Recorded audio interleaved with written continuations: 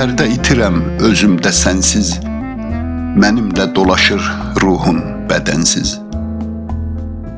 Bərabər gəzdiyim yollarda mənsiz, gəzərkən düşünüb dayandınmı heç? Yuxudan yarımçıq oyandınmı heç? Götürüb başını getdiyin zaman, gedib də gözlərdən itdiyin zaman, unudub hər şeyi yatdığın zaman, özün öz yuxundan usandınmı heç? Yuxudan yarımçıq oyandınmı heç?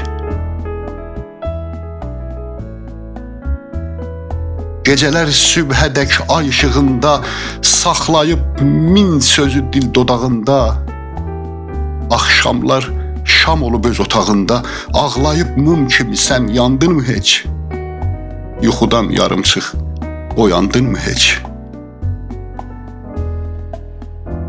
Qoparıb canımdan bir can apardın, qoparıb canımdan bir can apardın, əlində silinməz alqan apardın, bir dünya haqsızlıq, üsyan apardın.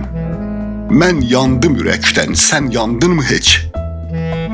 Yuxudan yarımçıq oyandınmı heç?